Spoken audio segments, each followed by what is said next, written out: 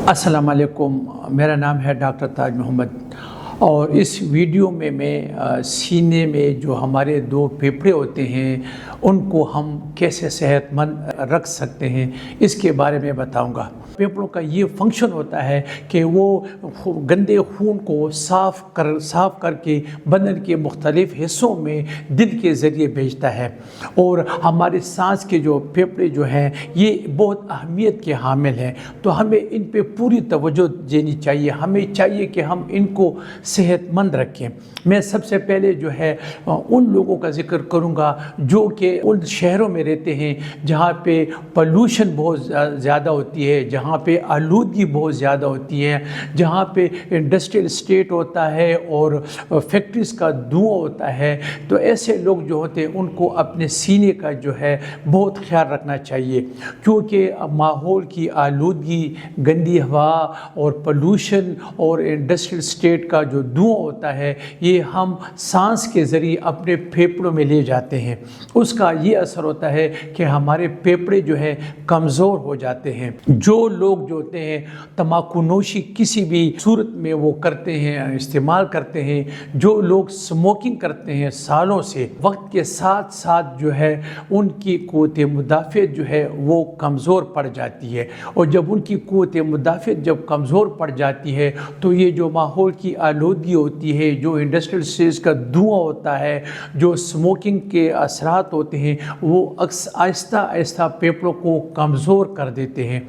फेफड़ों की नालियों में जो है रेशा जमा हो जाता है, बलगम जमा हो जाता है, उनके रास्ता होता है वो तंग पड़ जाते हैं। और बिल आखिर मरीज़ को क्या होता है कि उसको बैठे भी सांस की तकलीफ़ होती है, उनको चलने फिरने में भी जो है उनको सांस ख़राब होता है, उनको खांसी होती है, उनके सीने से सीटों की सी आवाज़ होती है, वो अपने सीने को तंदुरुस्त महसूस नहीं कर सकते। तो इन तीन चीज़ों की वजह से हमारे फेफड़े कमज़ोर हो जाते हैं।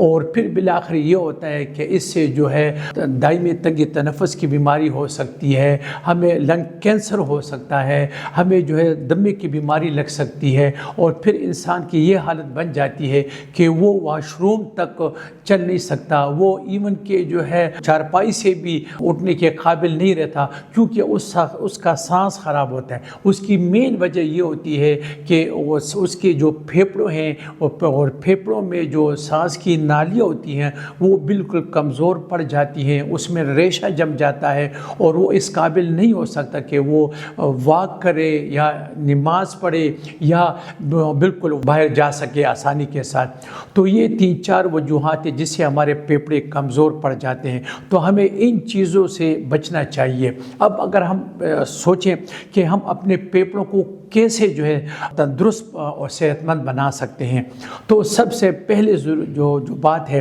वो है एक सेहतमंद माहौल। तो सेहतमंद माहौल में कोशिश करनी चाहिए कि हम सांस लें और हम ताज़ा और साफ़ सुथरी हवा जो है हमारे फेफड़ों में हवा की नालियों के ज़रिए पहुंच सके और ऑक्सीजनेशन हो सके।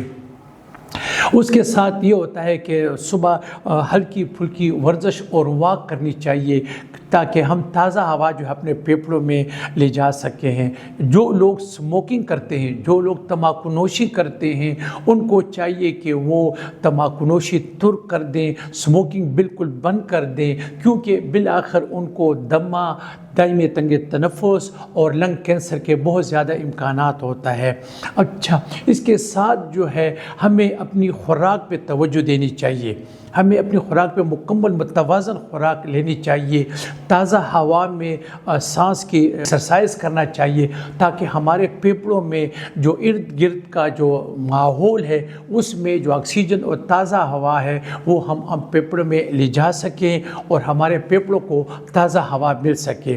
तो क्योंकि आजकल पोल्यूशन बहुत ज़्यादा है, गाड़ियों का धुआं है, पेट्रोल का धुआं है, सड़कों पे इंडस्ट्रियल्स का, स्मोकिंग का, जो ये चीज़ें जो हैं हमारे फेफड़ों को कमज़ोर कर देती हैं, जिससे फिर हमारे फेफड़े कमज़ोर पड़ जाते हैं। और स्पेशली वो लोग جو کہ 50 سال سے زیادہ ان کی عمر ہوتی ہے، تو ان کو اپنی صحت کا، اپنے پھیپھڑوں کا بہت زیادہ خیال رکھنا چاہیے، اور ایسے ان لوگوں کو جو ہے پالوٹڈ ایئر میں اسموکنگ، تمباکو نوشی، انڈسٹریل جو ایریا ہوتا ہے، اس سے اپنے آپ کو دور رکھنا چاہیے۔